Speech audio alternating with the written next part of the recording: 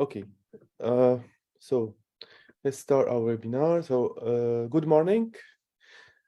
So I would like to welcome all the participants in this online conference related to scientific research in Africa, status and grants in collaboration with the African Academy of Sciences. The objective of this conference is to present, analyze and discuss the challenges, issues, and trends of scientific research in Africa.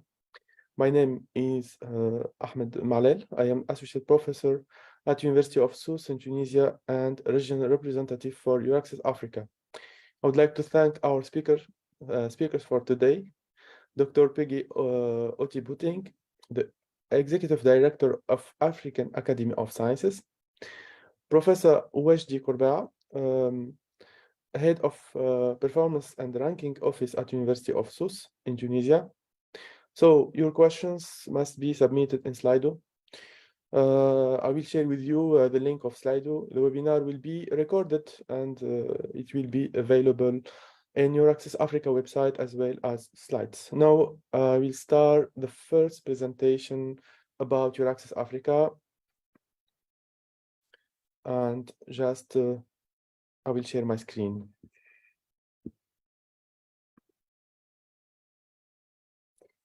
So everything is okay? You see my screen?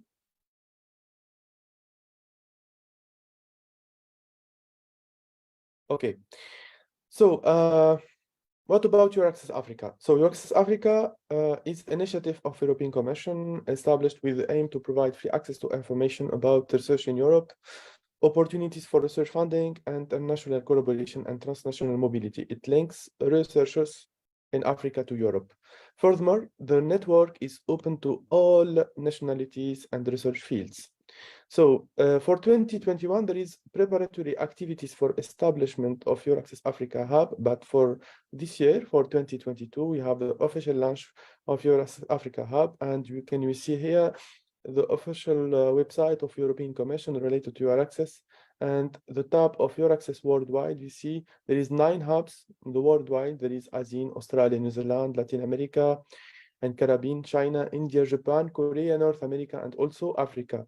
So please click on this button related to Africa, EURAXESS Africa website, and after that, you can sign up for free membership to be member of the network of EURAXESS Africa. So what can we do for you? First of all, promote your research landscape, promote EU funding opportunities, promote EURAXESS network, invite speakers from the network, and connect researchers with research labs. And how can we work together? Let's share one other information. Invite us to present in your bilateral events. Forward us requests about EU funding to go to your countries, addressing EU scientific diasporas, and tell us how we can support you further. About EURAXESS portal in general. So for EURAXESS portal, there is plus than 2 million visitors per year. There is 1.2 million page views per month, and there is a free. And you can see here there is a plus than 90,000 research positions already published in 2021. So here I will present Horizon Europe. Horizon Europe is the research and innovation program of European Commission. It starts in 2021 and finish in 2027. And there is many opportunities in this program. So there is many pillars. There is pillar 1 related to excellent science. There is pillar 2 related to global challenges and European industrial competitiveness. There is health, culture, creativity, inclusive society, civil security for society, digital industry and space, climate, energy and mobility, food, bioeconomy, and many more. And there is also some mechanisms like in pillar 1, European Research Council, Marie Sklodowska actions, and also there is more than opportunity in Horizon Europe. As you see, for Africa initiative, in the first work program in between 21 to 22, there is immediate outcome of the first ever EU RNI ministerial in July 2020, aiming to strengthen the long-term cooperation in finding solutions to enhance global public health, socioeconomy, and many more. So you can see here the total budget. There is a plus then 350 million euro through 36 topics related only for Africa. And there is four main points related to public health, green transition, innovation and technology, and capacities for science. Now, for the new second work program for Horizon Europe between 2023 to 2024, also there is a budget around 226 million euro already for Africa initiative.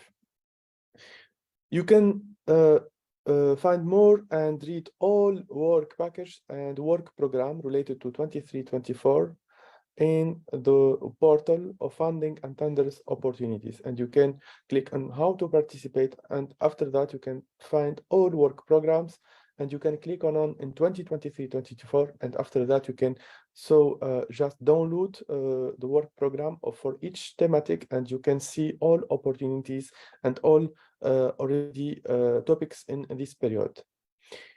For researchers mobility programs in Horizon Europe, mainly there is two mechanisms. There is Marie Stolzowska-Curie actions, and there is MSCI doctoral networks, MSCI postdoctoral fellowships, MSCI staff exchange, and MSCI co-fund. And for ERC, European Research Council grants, there is ERC starting grants, ERC consolidated grants, ERC advancing grants, ERC proof of concept grants, and ERC synergy grants. And there is a lot of opportunities. So the objective of our webinar today is to discuss and to present the potential of scientific research in Africa. I just here I present some opportunities given by European Commission, but I think we will have opportunities to organize and co-organize physical face-to-face events and online events in order to explain, support, assist all participants from Africa to have and to get the opportunities given by Horizon Europe and many more. So now, just for before I finish my presentation, there is some points. The first point is African researchers are eligible for MSCA and ERC as presented. But it is necessary to find EU member state or associate country as host or partner. In Africa, actually, we have Tunisia as associate country in Horizon Europe. So you should to increase your research visibility, articles, participation in conferences, and many more. Start with low profile activities is not experiencing. Be proactive. There is a main point. Be proactive. Offer your expertise in portals. Join different associations to increase visibility, like African Academy of Science. There is a big academy in Africa. Try and don't give up, please. Try and don't give up. So thank you for your attention. Be informed, be proactive. Click in this button to be officially member of EURAXESS Africa. We are in LinkedIn, we are in Facebook, we are in Twitter, and our mail is africa@euraxess.net. So thank you for your attention. Now I will give the floor for our speaker from African Academy of Sciences, Dr. Peggy. The floor is yours. Yeah. Thank you very much for that. Thank you for the introduction. I'm sharing my screen now. Share. I hope. Okay, can you see my screen? Yes, it's okay. Okay. Oh, what happened? All right. Okay. Oops. Sorry. Okay. Thank you so much. I hope I wasn't showing it this way. Are you seeing the next one, or is it properly shown? Or yes, just you need to start the all screen. pardon? There is okay. We can see the presentation. Yeah, but I hope we don't see the next slide with the notes. Next slide. No, we see the next slide. No. Oh, okay. Let me just. Sorry. Let me just stop, and that's not okay. Let me share it properly. Okay. I don't know why it went to that level. Oh, hello. Hello. Okay. Yeah. Hello. Okay. Now let me go back. I don't know what happened. Share my screen and make sure I share it properly this time. Okay. Okay. Share. Okay. Can you see now? This is how I want it. And then, okay. It's okay, but okay, you can click on, yeah. Okay. Okay. All right. Okay. Well, it's still coming on. Anyway, thank you so much for this and the opportunity to make this presentation.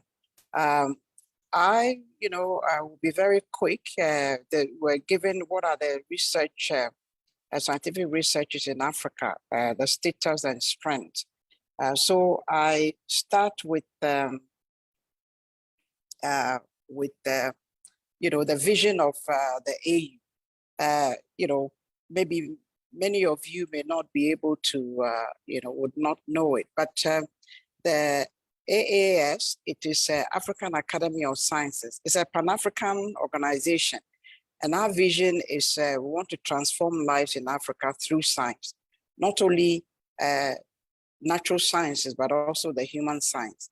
We have 3 mandates, which really aligns with the EU, that we want to recognize excellence through AAS, highly prestigious fellowship and award. So we have AAS fellows, which is a very stringent way of election and acknowledgement. The second one is that we are a think tank, the function which, help to shape, just, excuse me, but we cannot see the next slides, just the first one, actually. You cannot see this one? Yeah, just the first one. Oh, sorry. You are on PowerPoint mode, not in presentation mode. So I'm not in presentation mode? No. Oh, something has gone wrong here because I had that, before. If you can stop the sharing, and after that restart the sharing, and you can just move from slide to another one, and that is okay. Okay, can you see the slide now? Yes, it's okay, but you can move. No problem. Yeah. Okay, you can see my second slide, vision and mission. Just you move. If you move to second one. You can see the third one. Actually, no, there is okay. the first one. Let me just stop. I don't know what happened because then no worry. No worry. I don't know what is happened. So let me just stop it completely, and then I will okay. I'll share the slide again. Or if okay, share slide. Okay. Sorry about that because I had it all worked out. Apology for that. Okay, let me just pick the slide and then okay. All right. Okay. Can you see the slide now? Let me just share and maybe that may help better. Okay. Can you see the slide? We wait just for some seconds. Yes. Can you see one? The second one? The first one, yeah. Yeah. You can see the second one now. Yeah, yes. And is it in presentation mode, slide mode? It's okay. It's okay. It's okay. All right. It's okay. Yeah. So you can. I don't know why it goes to that. All right. Okay. Let me just stay in this mode. Maybe this will be better because I don't know what happened to the slideshow. It's coming with it. All right. Okay. So just to go, apology that you'll be seeing the next slide, but it's okay. And I'm saying we have 3 mandates. One, recognition of excellence, where we offer fellowships, and also not only to the fellows, but we also have, other for mid-career developers. The second one is also we serve as a think tank, in Africa science. And the third is that we have programs which we offer in addressing Africa's developmental challenges. For example, in various areas that the EU, has also indicated. But I'm going to talk about, 𝙎𝙧𝙖𝙩𝙬𝙀, one of the successful, program we have with the EU program we have called the African Research Initiative for Scientific Excellence, called the 𝙎𝙧𝙖𝙩𝙬𝙀 program. It is a 27 million, program, which is now in its pilot state, built on other, other programs. And, what do we do in this? The background is that it's a 7-year program funded by EU. We implement it in collaboration with other universities and institutions and individuals. And we have a strategic guidance from European Union and the African Union. And what this program seeks to do is to boost and unlock Africa's potential for innovation, by supporting next generation scientific leaders. Our guiding principle is that we want to broaden, the African arena, because often there is no funding for young people. We want to create a platform for young people to contribute to knowledge-based and innovation-led, for continental, transformation of the continent. We have 3 specific objectives. One is to enhance capacity and capabilities of African leaders who are committed to research. And in this case, most of them are in universities, but also in research institutions. We want to also strengthen institutional capacity and management, because once you do this, you're also giving funding to individuals, but also to universities to enhance their research capacities and capabilities. And the third is that we want to also support cutting edge research. For example, we had, research, where, some researchers are trying to update or upgrade, traditional knowledge systems, leading to, innovation and also establishment of not only small businesses, but infrastructures which will help in Africa.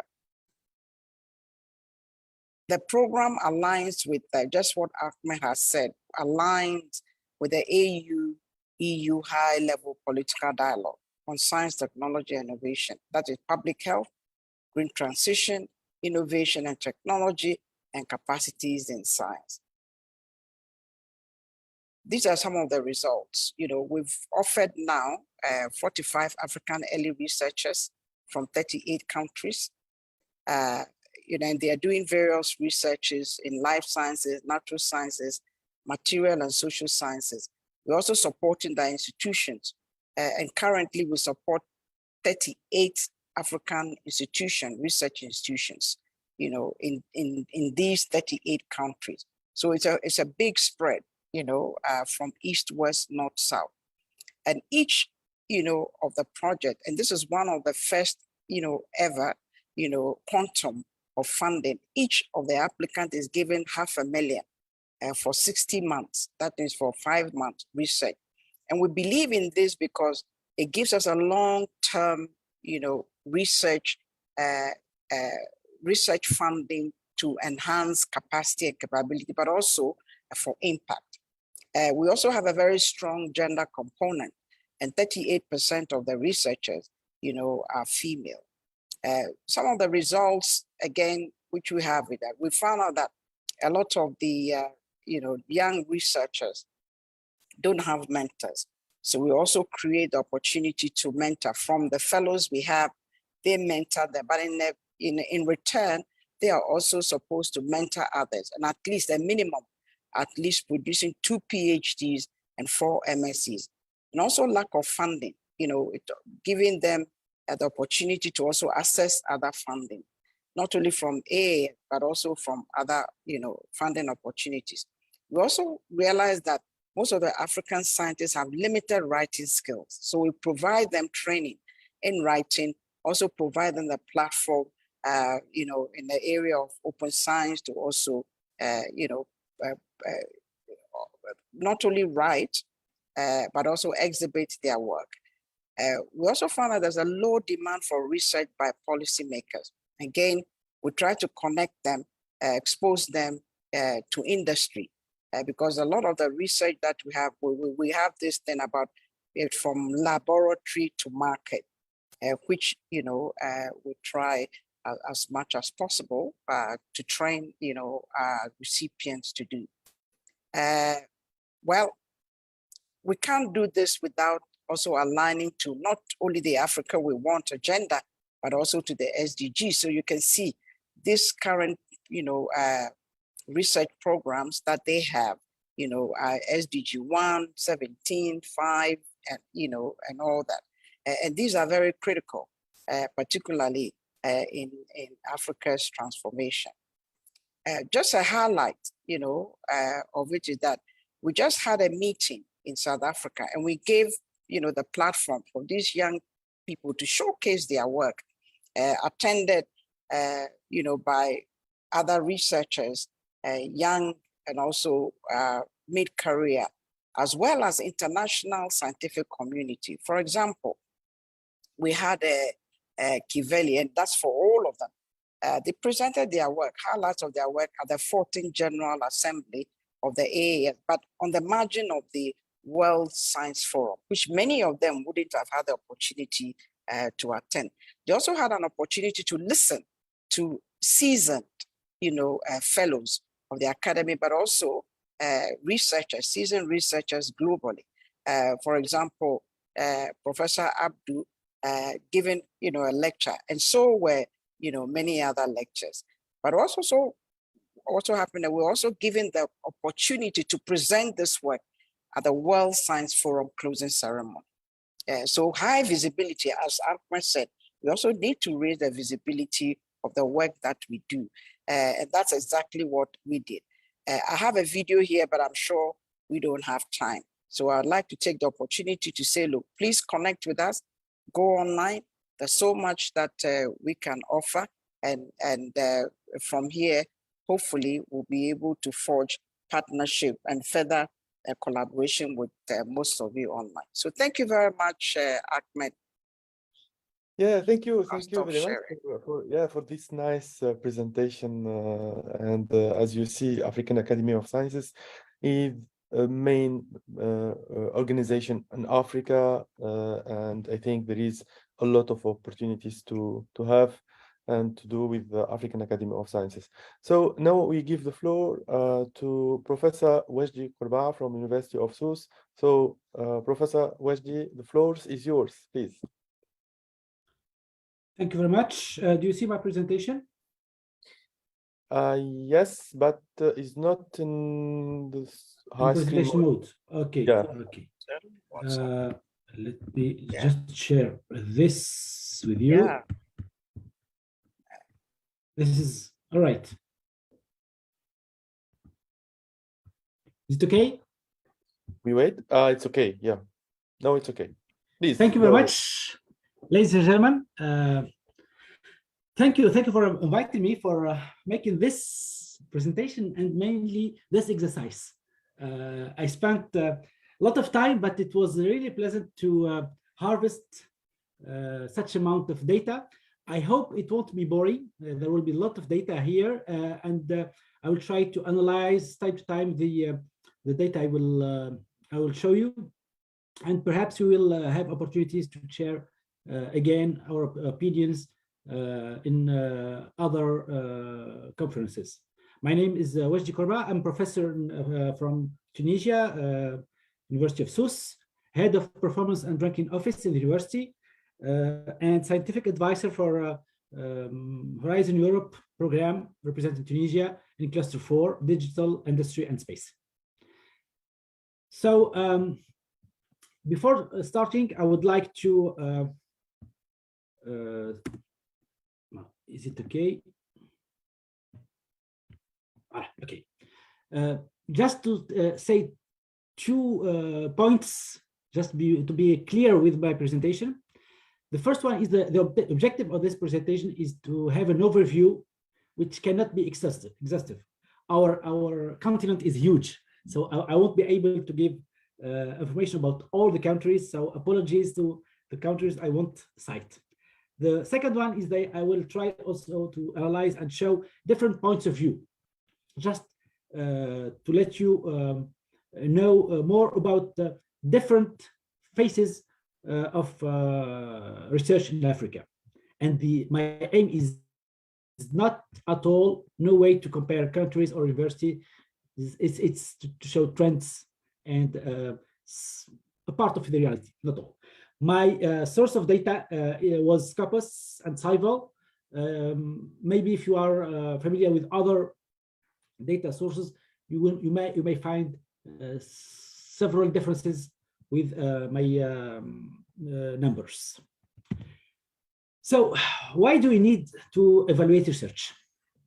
First of all, to have the dashboards, because we have more and more numbers, indicators, and it becomes to be quite impossible to manage in totality. So we have to give dashboards for top management to allow them, to help them to decide their future decision or act. Also to show strengths, specificities, weaknesses for each country, for each university, for each researcher or lab, identify excellency, that's important, and also to prepare the future, to make our actual current decisions fitting the trends and the future of the research in our region, country, and so on. The problem is that it is very difficult to evaluate research, because you always ask yourself, do you evaluate the quantity, quality? How to evaluate quality? It's very, very different. It's very difficult. And also it's a trend of our society. Today, we don't say that a book is good because we read it. We say a book is good because it has thousands of person who liked it, who followed the writer, and so on. So we are quantifying more and more things. We are looking more to quantities, numbers, than quality. So today in research, we use rankings, impact factor, quartiles, H&X, and we are used to say that numbers never lie. Indeed, they never lie, but numbers tell different stories. That depends on your point of view. And I would like to show you 2 examples just to let you know what dangers are numbers. The first one, let me show you a list of 5 researchers ranked dependent on their publications in top journals, Q1 journals.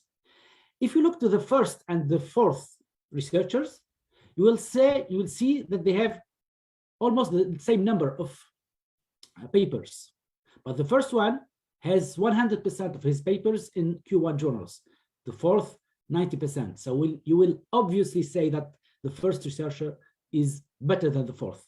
But if you have a look to another number, which is citation, you will see that this researcher is really more cited, has more impact than this one. So if I ask you again, who is better researcher, maybe you will change your idea. So we use numbers, but we have to use different points of view just to evaluate.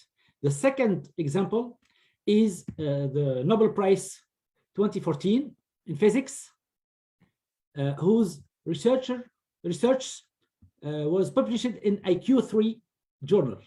We always say that Q1 are top journals. So what about this research? Is it bad? I don't think so. So just as a disclaimer, please don't use only numbers to evaluate quality of research, of teaching, education, and so on. So to evaluate research, we need at first a strategy, goals. And then these goals will be translated as indicators. And we need to combine indicators to have a multi-objective evaluation. This is important, just to have a more objective evaluation.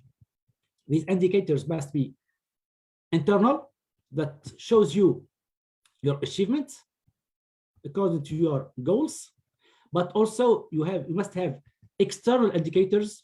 That's for your branding, for visibility, for international collaboration, and so on. So you need to combine these indicators to have one dashboard to be able to decide really.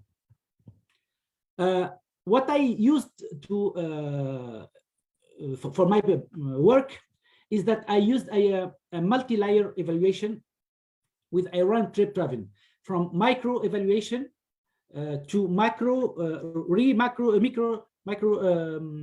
evaluation, countries, universities, again, countries, and so on. So it's important to have information to allow you to look deeper for something you are looking for exactly. I use this. I won't be able to present the two last points because I only have 30 minutes, but I will be happy to share with you my conclusions later. So, as first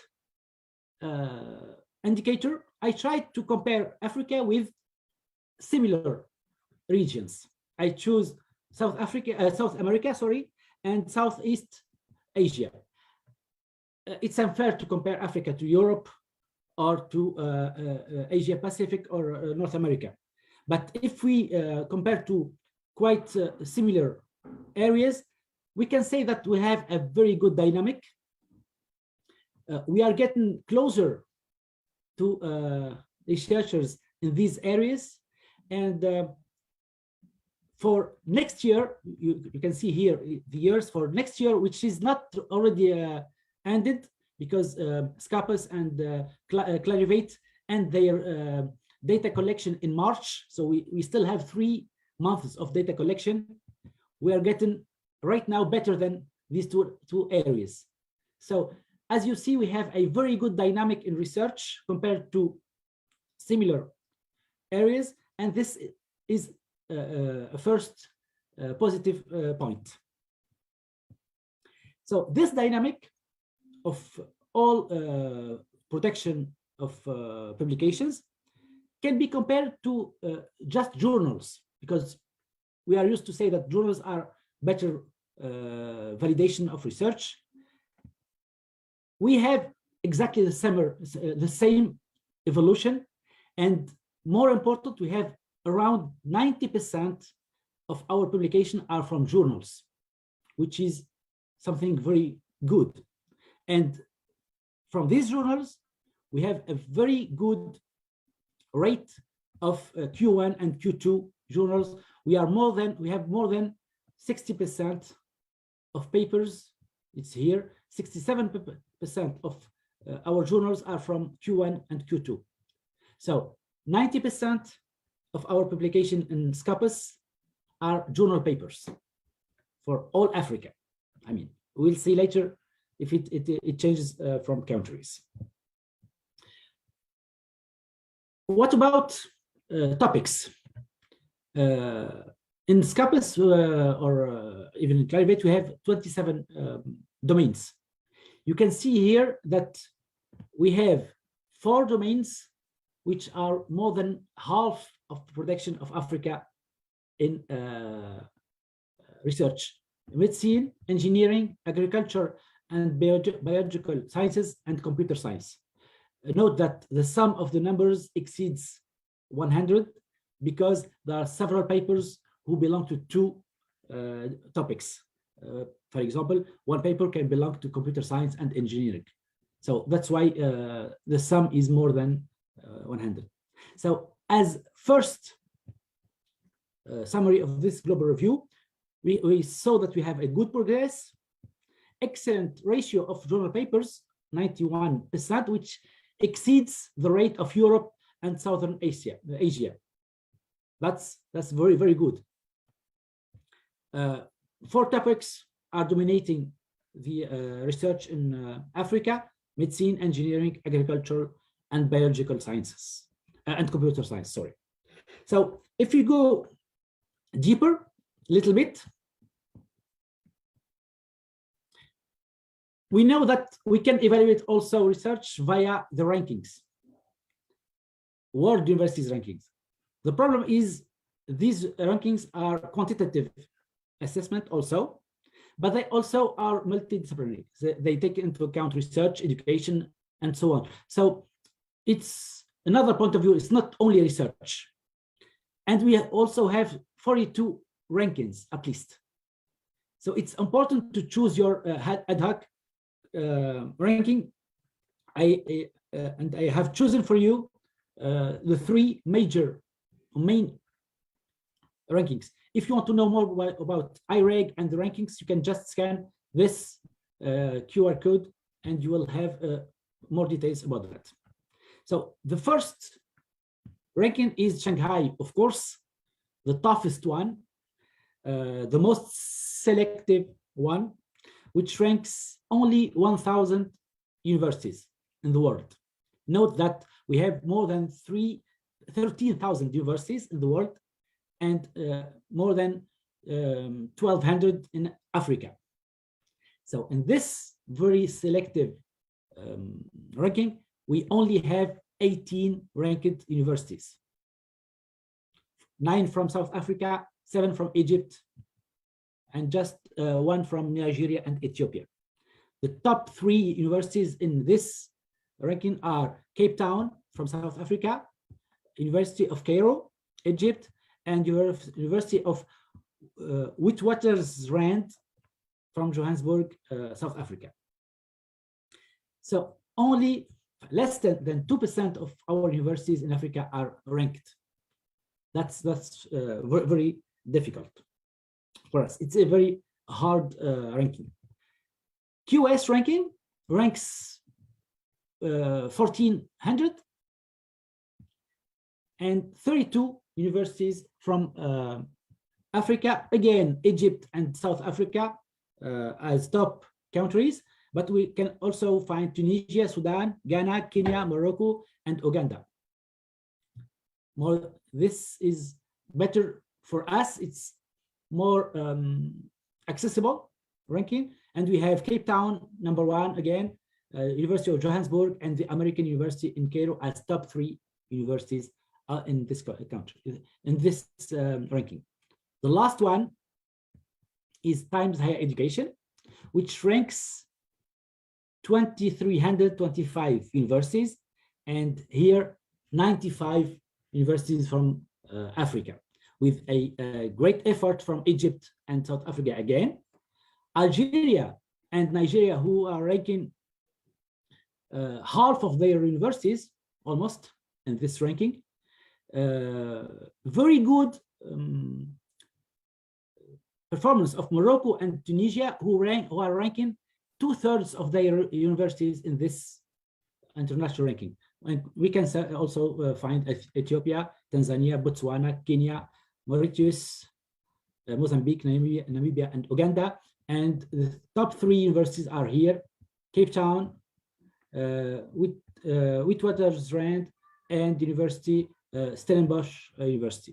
So through this evaluation by ranking, we can say that the top university in Africa is Cape Town, because it's first in the 3 major rankings, but we have also Witwatersrand also ranked in 2. We have 17 countries represented, but the problem of this ranking that they are quite selective, and you need to have a minimal number of scientific production to be ranked. So it's not easy to be there.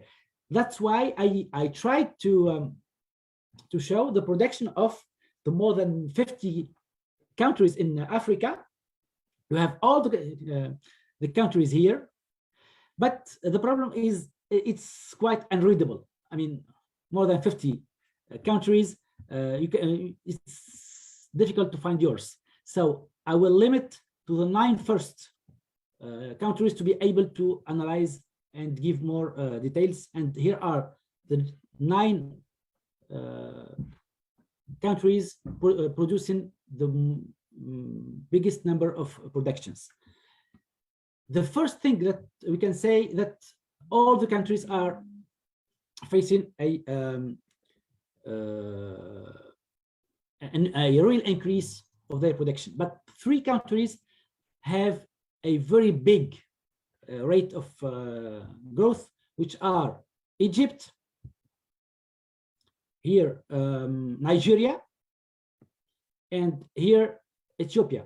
Their curve are increasing more than the others, and they are getting more and more production in numbers. The problem is that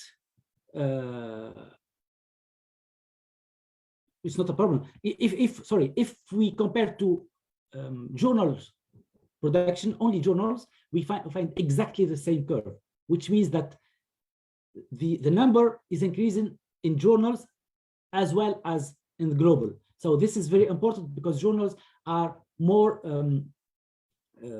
visible and have better citation in the world. But this kind of chart may be unfair for several countries because these countries don't have the same shape, the same size, the same population. So if we change our vision and give the production compared to population, we can find really different curves. So for the 6 first countries in Africa, the number of papers divided by the number of population is also an increasing function. This means also that our production is growing more than our population. This is very good.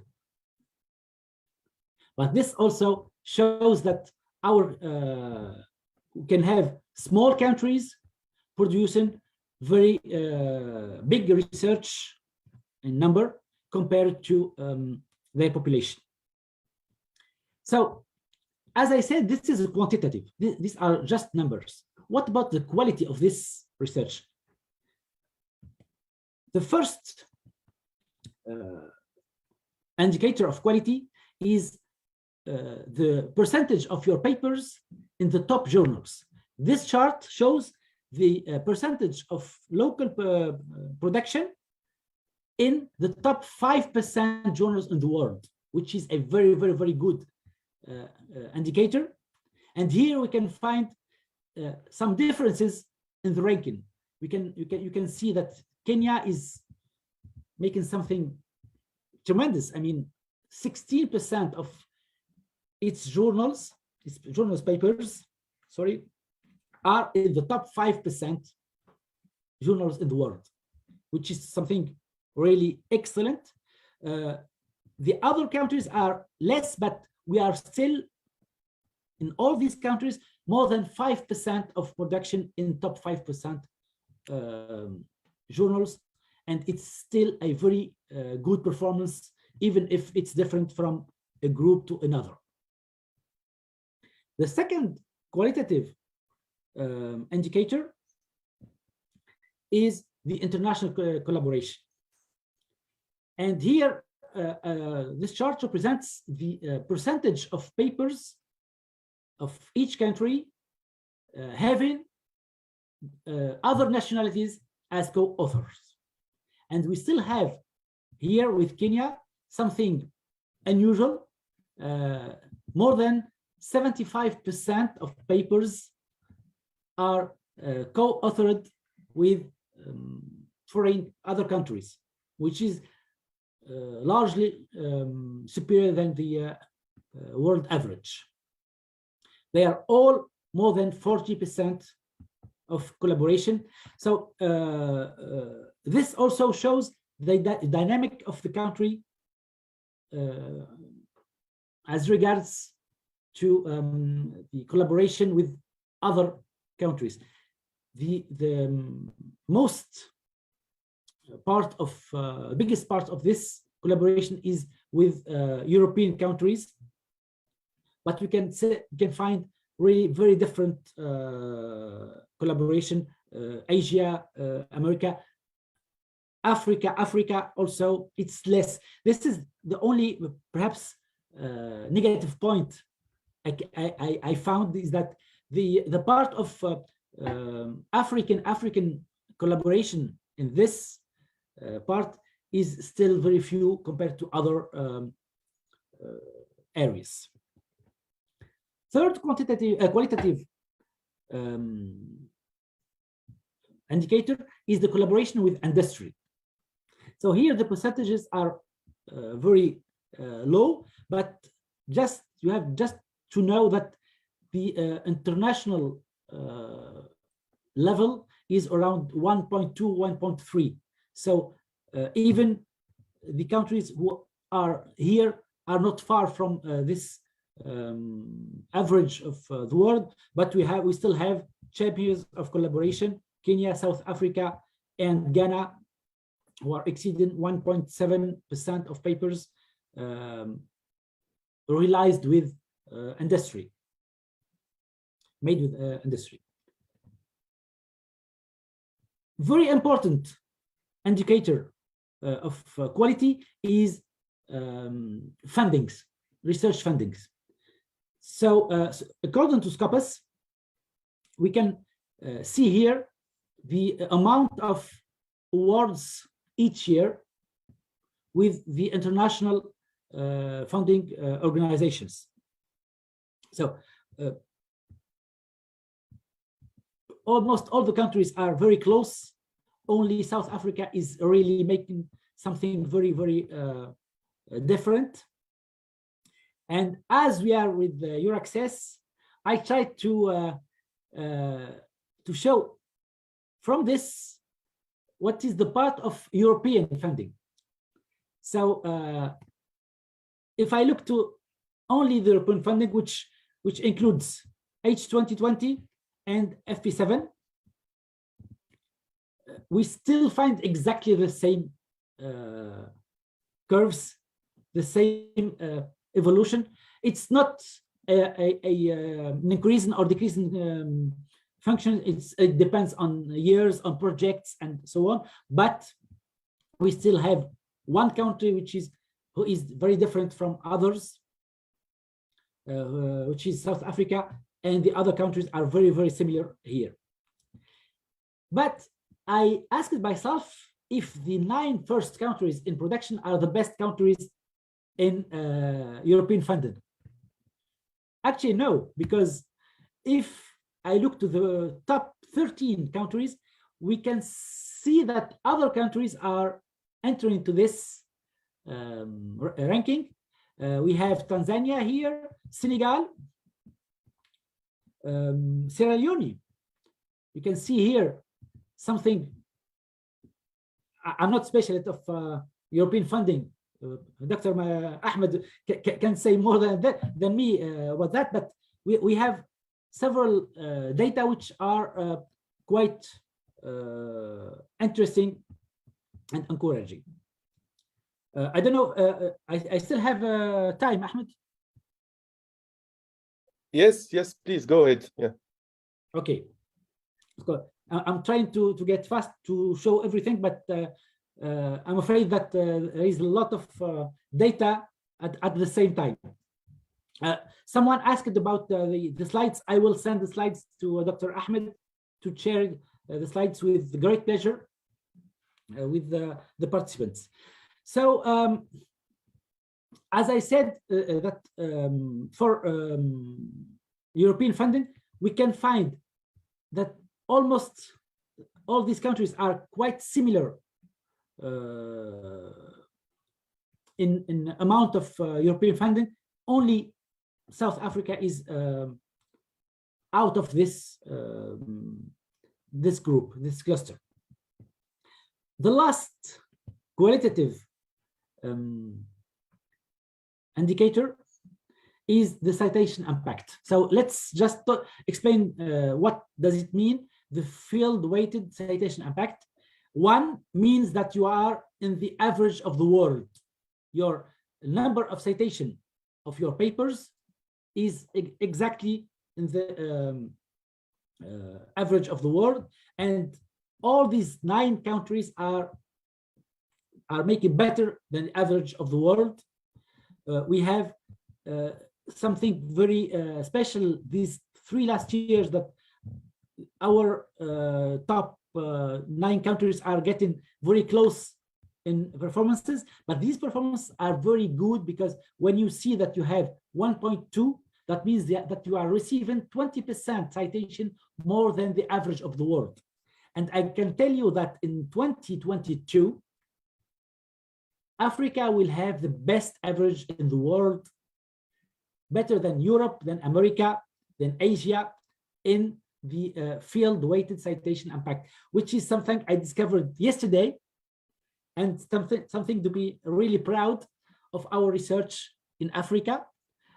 So I'm speechless. I'm speechless regarding this indicator being better than Europe, North America, and Asia Pacific in citation in the world in 2022. It's not finished yet. Perhaps in the minute 90 there will be a different result, but right now it's something very, very great. So I tried with these 9 countries to extract the top 5 domains for each country.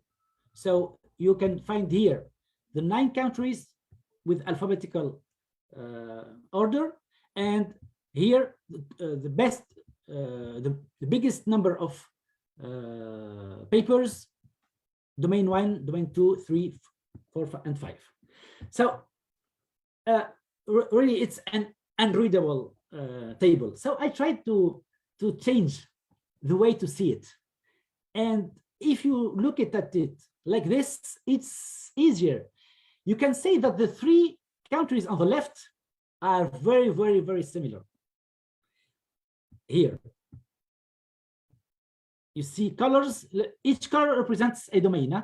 It's easier to identify domains. The 4 countries here are very similar. Very, very similar. You can say Ethiopia and Kenya. It's almost the same numbers, even, not only the domains. So I think I cannot really, as a scientific, I cannot really say it with 100% confidence that our researchers are following our similarities of geography, of culture, of people, and so on. Because here you have the 3 countries of North Africa. Here you can find very close countries. The only differences are with Egypt and South Africa. Egypt is in North Africa, but it's an Anglophone country, so it has several differences with Tunisia, Morocco, Algeria.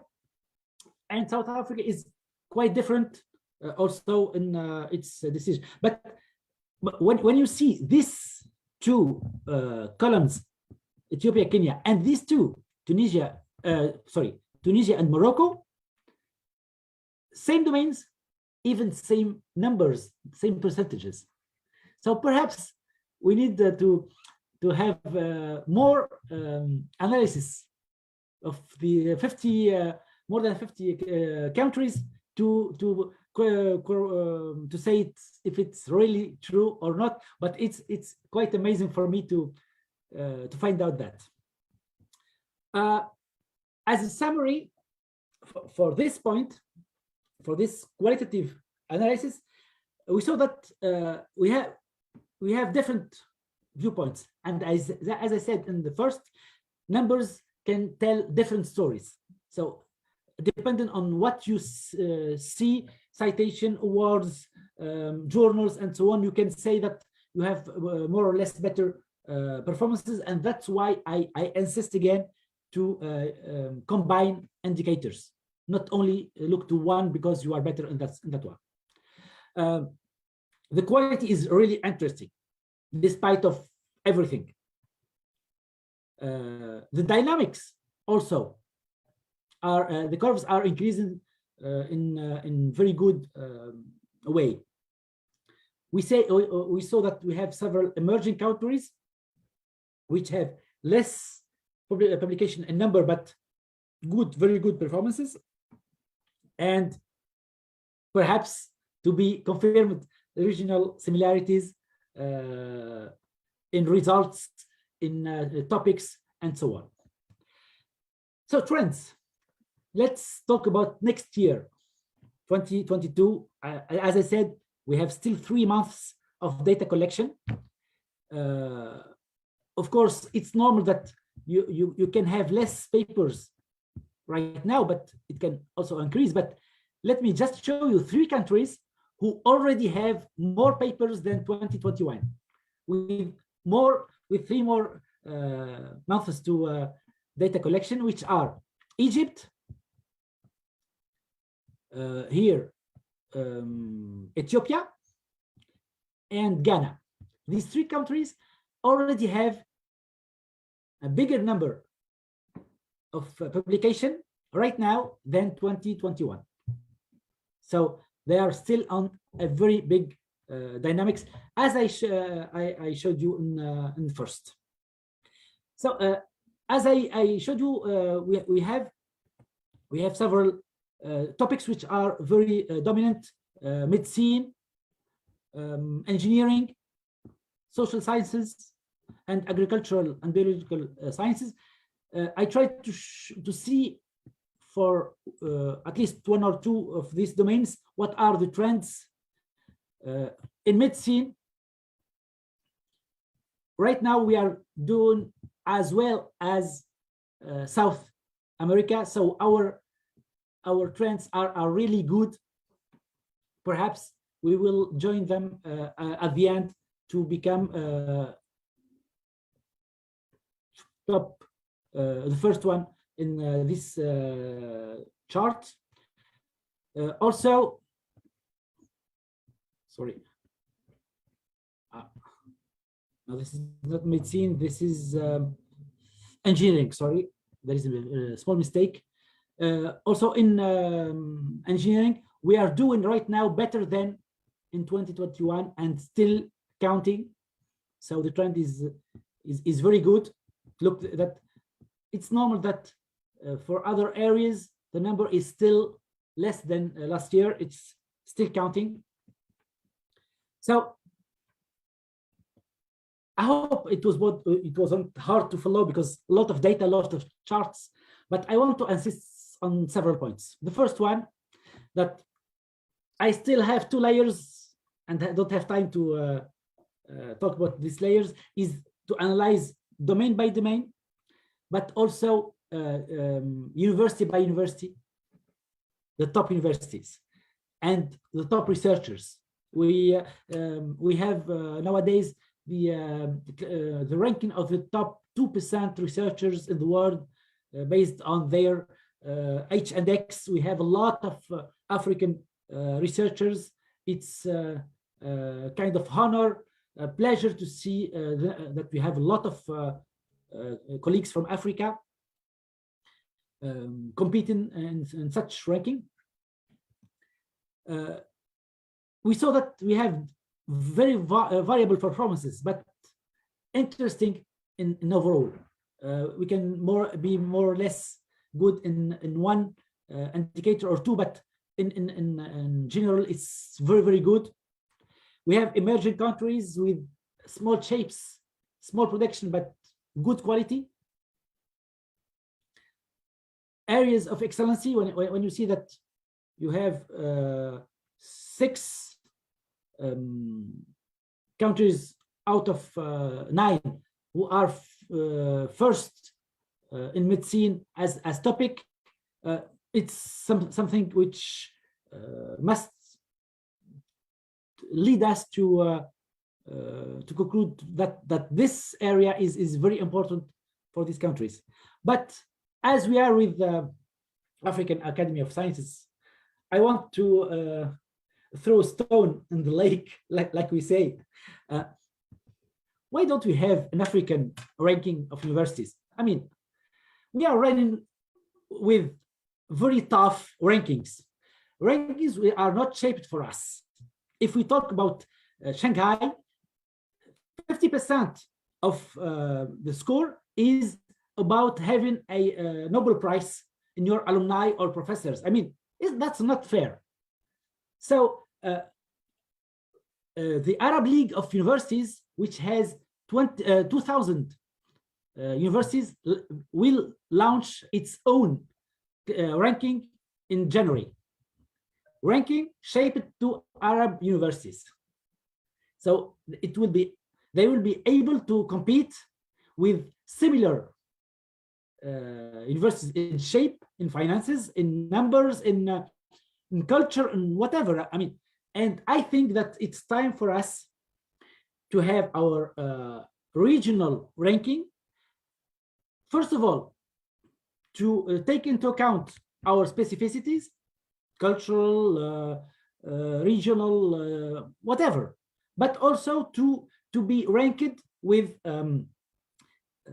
universities who are similar than us. I always explain to my colleagues that being 1,000 in ranking Times Higher Education, for example, is very good, because when you are 1,000 out of 13,000 universities, it's very good. But 1,000 is unfair when you compare me to MIT or Cambridge or Oxford or whatever. So let's compare universities and also push them to run for a ranking where they will be evaluated on their real performances, not on expected performances in Europe or North America. I won't be longer. Sorry if some parts were boring. Here is my contact point. You just scan the QR code, and I will be happy to answer your emails or continue discussing about this topic. Thank you very much. Thank you, dear Professor Wadji, for this great presentation. I think it was very clear, excellent data that can make us very optimistic and very proud of the future of Africa. So that the webinar is recorded and will be available in EURAXESS Africa website, as well as the slides. So I will share with you, with all participants, the slides of this webinar. So we have received many questions.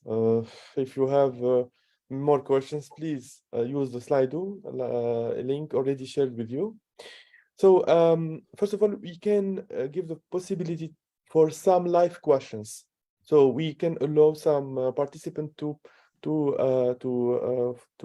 us the live questions. So we have many participants. So we can start with, for example, with Moses. Okay, sorry if for the name. So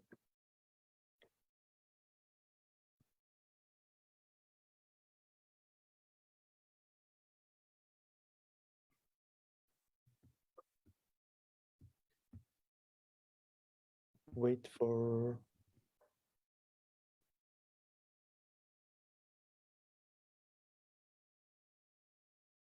Please.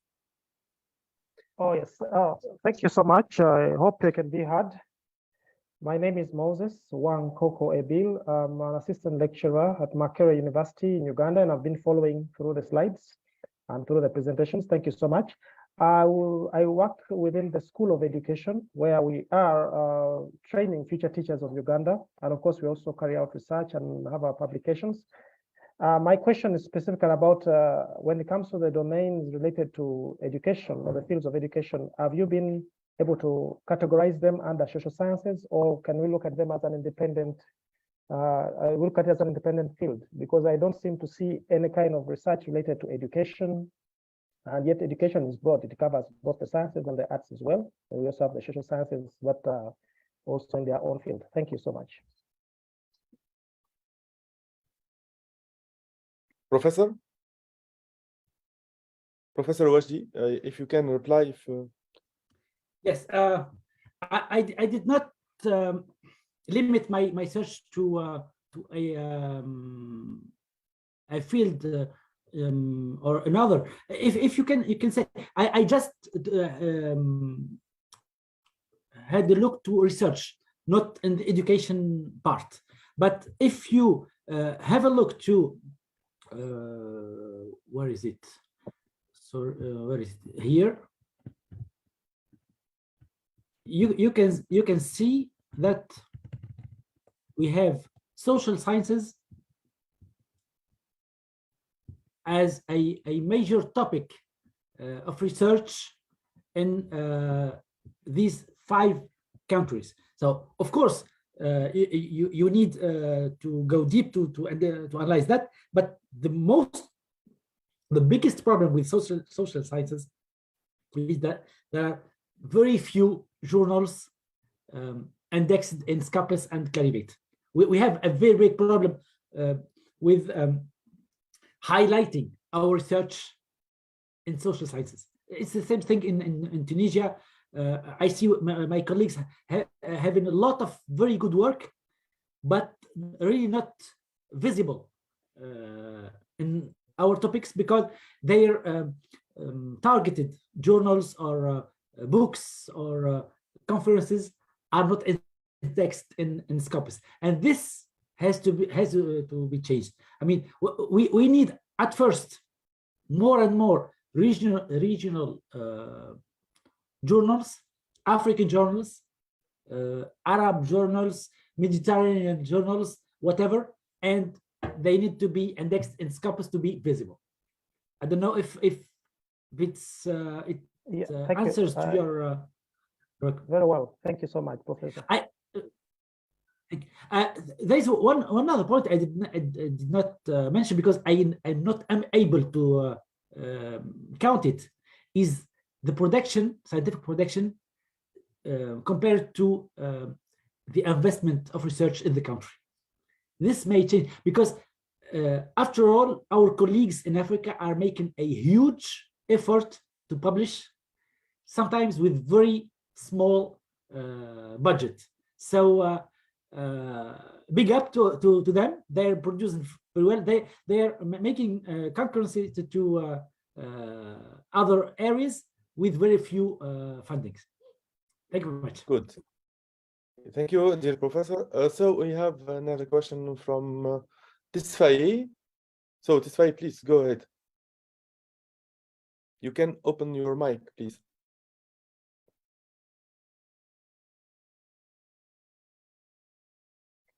You hear us, 𝙎𝙘𝙧?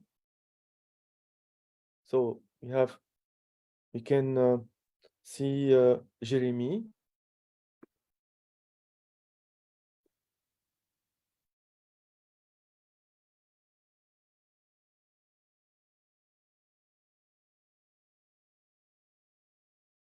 I need just to allow the mic. Okay, please, Jérémy. Hello, thank you. Hello. Hello.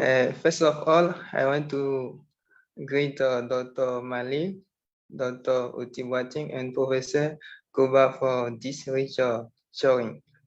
And my question is that how can I do to participate of the program of African Academic of Science?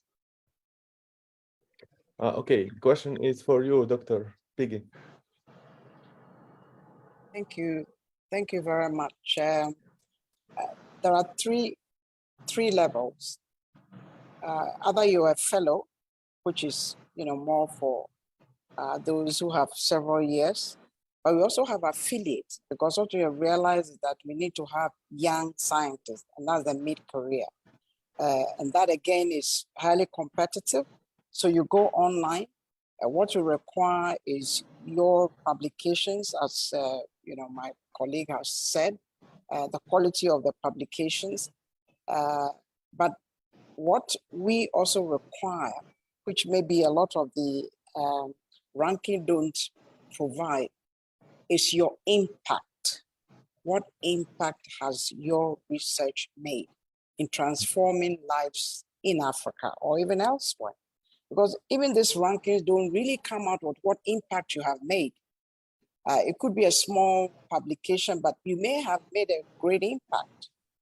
So these are the areas that we look at. And then we have the final one, which is honorary, which are those who have really contributed. For example, Kofi Annan or Nana Panda or some of the presidents, we give them that honor. Then we also have programs, you know, like the 𝙎𝙧𝙖𝙩𝙪𝙨 program. Again, that is competitive. The same criteria. You give us your research proposal. It is analyzed by fellows. And then, and again, this 𝙎𝙧𝙖𝙪𝙨 is a collaboration with the AU and EU. So we have, you know, an advisory committee. We have an assessment board. They assess it. And then, you know, we give you that the funding. But there are different types of funding, you know, as well. But one of the biggest we have now ongoing is the 𝙎𝙧𝙖𝙪𝙨, which is the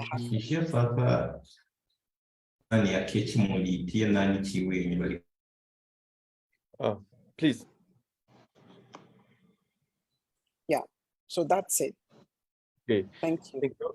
Thank you, Doctor. So we have another question from Amos, please. Thank you very much. My name is Enoch Boateng. I am a PhD student at Czech University of Life Sciences.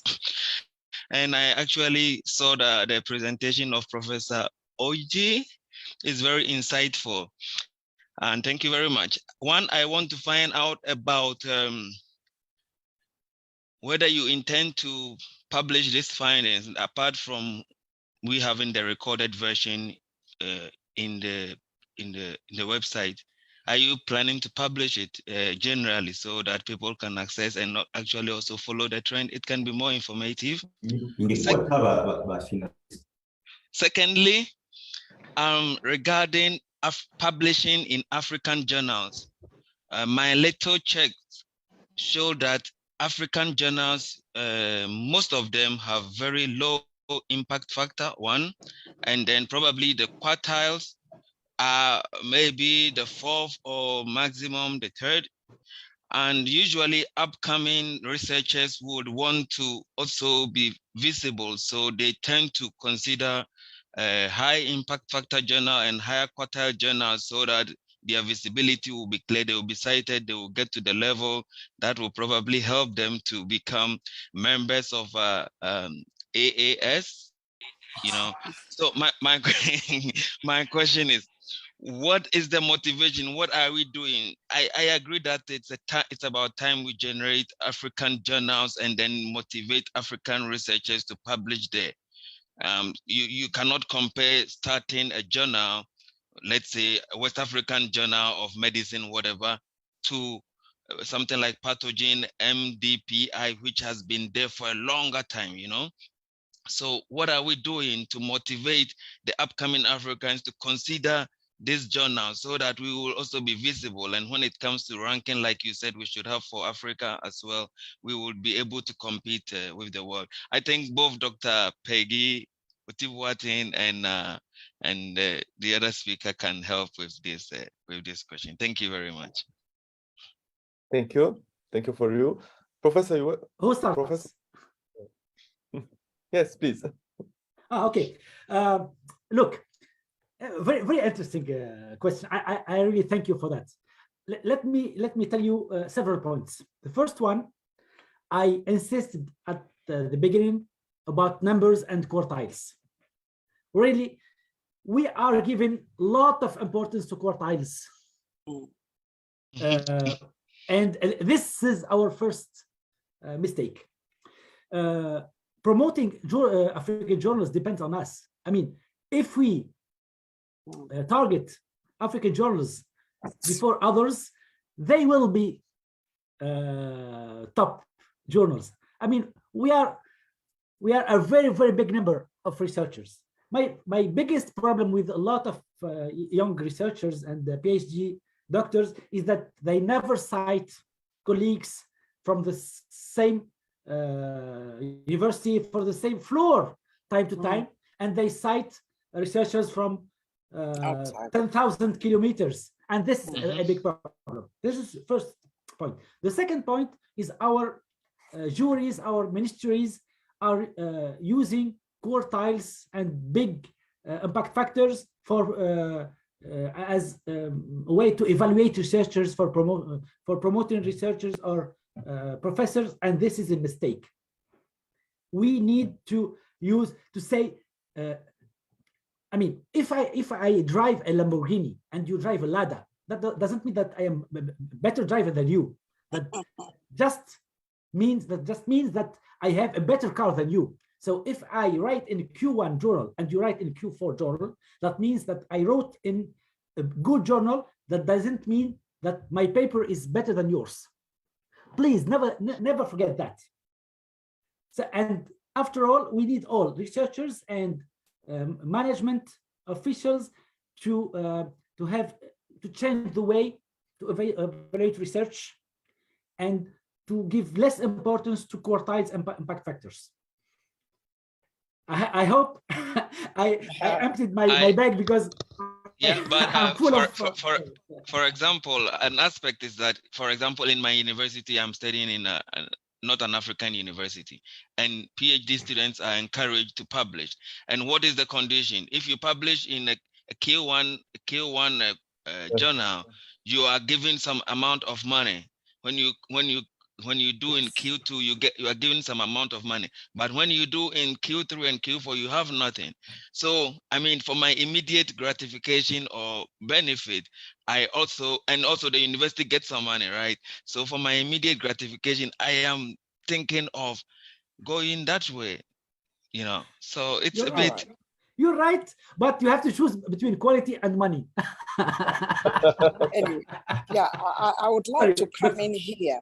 You know, thank you very much for that question. You know, it's been you know, now I put on a hat, having been in UNESCO as a director of science and technology for years, and I'm sharing my experience. Yes, we look for, you know, impact factors and all that you're talking about. But as Africans, have we made the impact? What impact have you made in transforming lives on the African continent? And for example, you know, I run, you know, L'Oreal Fellowships Award. Yes, we look at your publications, but we're looking at how your publications has transformed life. So the paradigm is changing. And I bring in the issue about open science.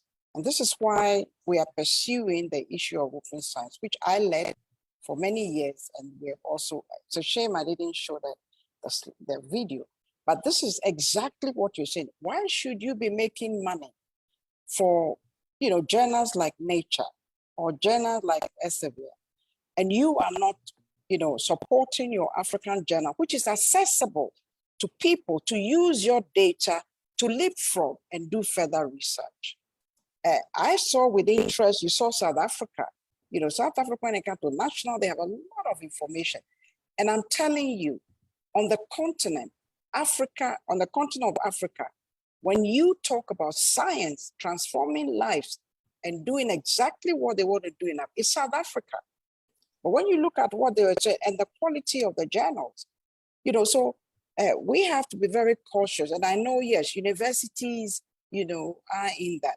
But this is what we are calling about the futures of education. What kind of education do we want to have?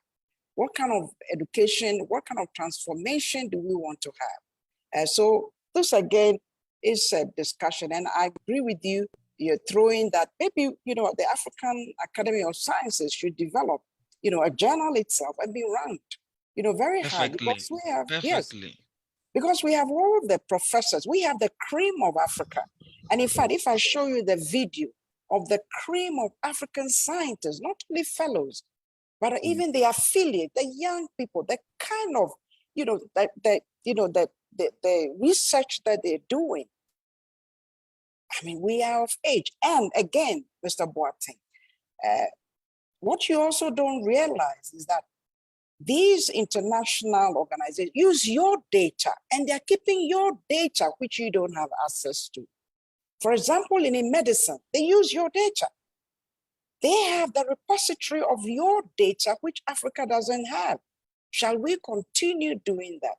Well, I'm sorry, but I'm worried from the global now to Africa. And so I'm passionate about it. We need to change the narrative. Thank you. Thank you. Thank you Thank you for very you. much. Thank you for this nice question and also this nice exchange between us. Just we finished by two questions. Abdulrahman, please open your mic if you have a question to Abdulrahman. So we move to Bright. Okay. Good morning. Good morning. Good morning. Please. My name is Abdurrahman. I want to thank you for that wonderful presentation. I have a few questions for Dr. Peggy regarding the African Academy of Science. I'm a fresh graduate and I'm currently doing my internship at the Federal Medical Center in Nigeria here. So I am very passionate about research, and as a young graduate that looks forward to mentorship, I don't know if there is such a provision for us with the African Academy of Science. Although I have few publications with my local journal, the one from my university, and also from Asian journal. Abdulrahman, please, Abdulrahman, there is a problem with sound. We cannot. Yeah. If you can just if you can text your question in the Q&A. So just because there is a problem of sound. Oh no, can you hear me better now? Okay, please give us. You can send us your question by email if you want, or here in Zoom or. Can you hear me better now? No, it's okay. Yeah, please. Please. Can you hear me better now? Yes, Yeah, we can. Oh, so beautiful. So my name is Abdurrahman, and I'm a young graduate from Nigeria. Although I have some few publications with my university, and I'm currently doing internship with Federal Medical Science. I studied medical laboratory science in school, and I am very, very passionate about research.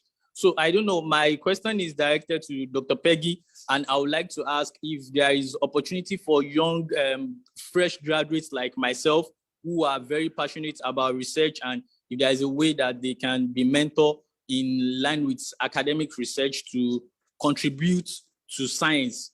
Also, we used to have problem with publication. Most times when we just leave school like that, we fall majorly into all these predatory journals in which when you want to publish articles, they ask you very, very high amounts of money for peer review publication. And I don't know if, I want to believe that if we have a mentor that can be guiding us through the process, maybe it would be easy for us. And I want to ask if there is a way that the African Academy of Science can provide such an opportunity for young graduates like myself. Thank you. Yes, thank you. Thank you very much for that question. Yes, we have opportunities for you because we have fellows, to actually, hold the hand of young people. So if I know which university you are, I could direct you to whether or not you have some fellows, in there. But if you go online, you'll also find that we have vice presidents in the various regions. And I think one of the vice presidents was from Nigeria. Unfortunately, he passed on during the year. But there are other, fellows from, West Africa, where you are, or you can have it in anywhere, of the world. Write to the fellows and say, this is what you're interested in. But we also run programs from young graduates, and go online and make sure that you're part of that program. But I hear you. I know it's a big, it's an area which is budding, and we must do that. Thank you.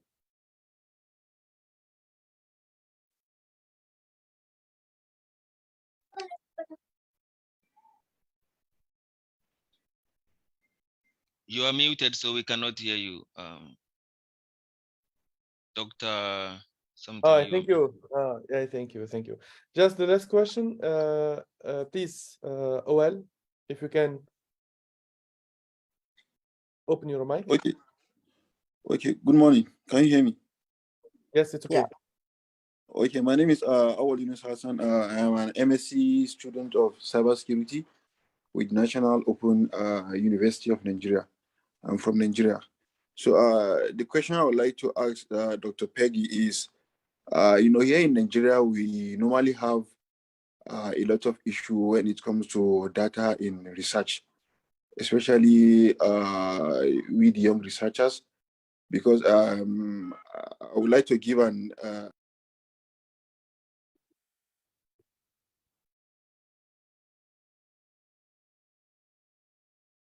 I think there is a problem. Hmm. We wait. There is he lost the connection, I think. So we move to Bright. Please open your mic, please.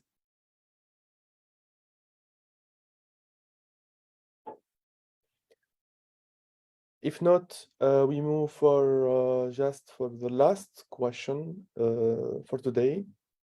We have Sylvia. Yeah, please.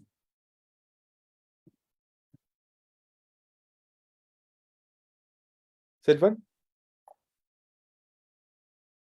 can you open your mic, please?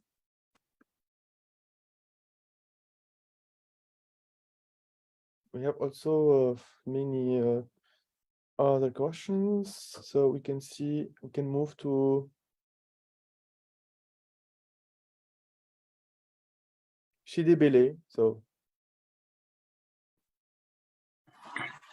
Okay. Hello. hello, please go ahead. Yes, Good this is morning. Chidibele.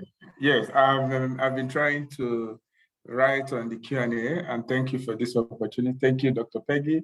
Thank you, Professor Kobar. In fact, one day I would like to be like you, where I can do the extensive research as well. I'm a PhD student currently working on bioenergy. I've been trying to characterize biomass, identify biomass, which in Nigeria and Africa, we don't have a database for something like that, and we want to play in the space of climate change. So I've been characterizing a lot of biomass and bringing them together.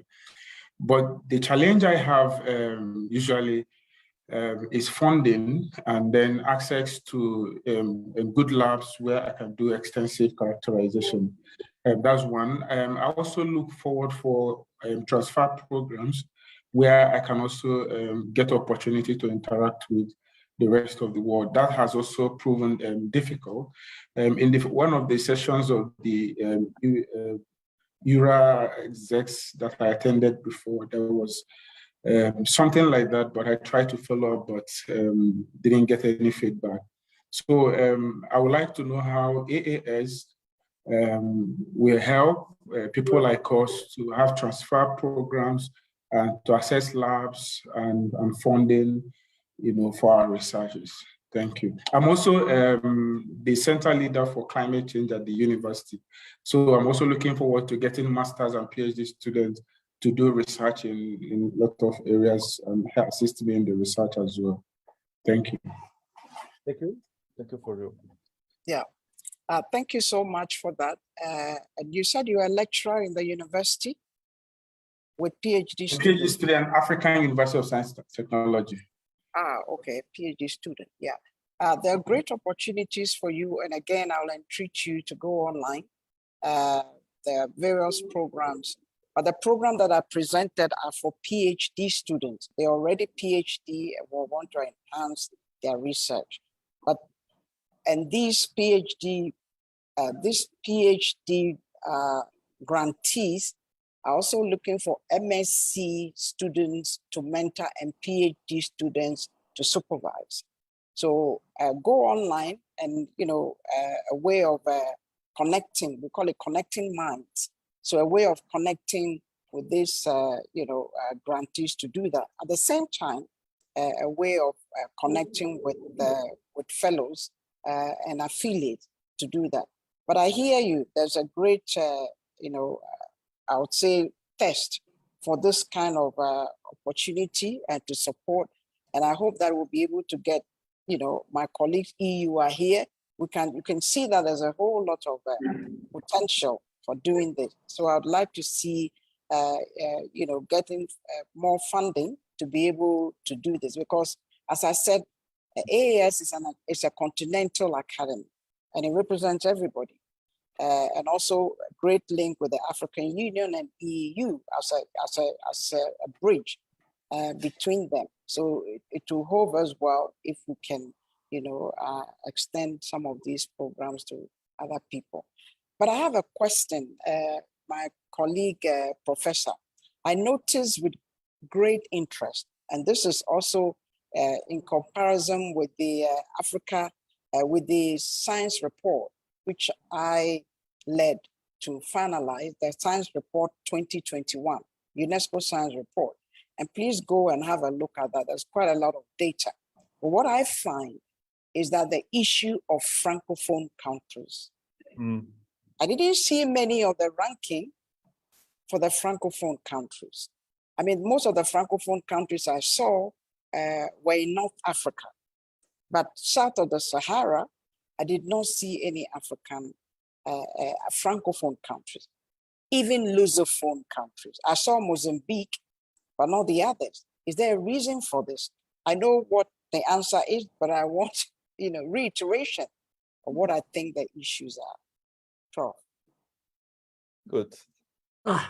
The issue with the rankings is that first of all, they depend on your will to be ranked. So the QS and the Times Higher Education, they wait until you enter your data to rank you. So if you don't ask to be ranked, you are not ranked. So a lot of universities do not ask, just not to be at the end of the ranking. They are afraid of the result. This is a real first problem. The second problem is that they have a minimum number of size of staff, student, and mainly production of papers, research papers. They need to let you in. Since this year, I did not note the number, but this year Times Higher Education added the status of reporter. These are what Times Higher Education calls interesting, promising universities that do not have the minimum number of production, but they are very promising to be ranked. And you can find in this status a lot of African universities. So these are two first reasons. The last one is it's also a policy, a state policy. Several countries want to be visible in international rankings. They make efforts to do. For example, in Tunisia last year, we made a lot of seminars with a very good friend of mine, Professor 𝙎𝙘𝙞𝙤𝙤, to show universities how to collect data, how to enter correct data, how to be well ranked. If you don't make these efforts, a lot of universities are not able to collect data. You need a lot of efforts to collect data, and they won't be inside.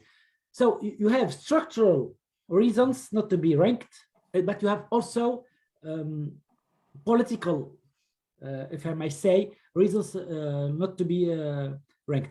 As you saw in my presentation, myself, I'm head of an office in the university called Performance and Ranking, because we want to be ranked, we want to be visible, but performance is because that we believe that ranking is not an objective in itself. We need to be ranked to have indicators, to see each year what we did compared to last year. it's cool to be first in Tunisia or eighth in Africa in QS, for example. But what we need more is to see what we had as score in each indicator, and to see what kind of decision we can make in the level of the top management of the university and the university council and so on. So it's more complicated than just language or geographical belonging. As you saw, for example, Egypt and South Africa are not francophone, but they're doing a great job in rankings. It's also a government decision policy to be visible, to show how good the universities are.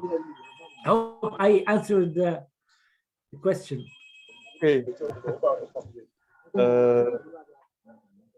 Okay. I think. Sorry for the time, because the time is short. Please feel free to submit your questions by email, and to enter in contact with Dr. Peggy and Professor 𝙎𝙧𝙖𝙩𝙞𝙤.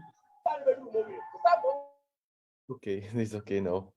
So, as already said, you will receive certificate of participation in this webinar soon. The recording will be available on the EURAXESS Africa website, as well as the slides. Please register in EURAXESS Africa website. Stay tuned to. We will organize many events, online events and physical events next year, with collaboration with African Academy of Sciences, with collaboration with many organizations in Africa. I want to thank Professor 𝙎𝙧𝙖𝙩𝙞𝙤 for the great presentation, and also Dr. Peggy for your nice presentation today. Thank you to all participants, and I hope we will have the opportunity to meet another in another events we will organize with EURAXESS Africa. So that is okay, and you can say bye-bye now. Thank you very much. Thank you. Thank you very much. Thank you very much for the commitment. Thank and for the you. Bye. organization. Looking Bye. forward to the next one. Bye-bye. Bye.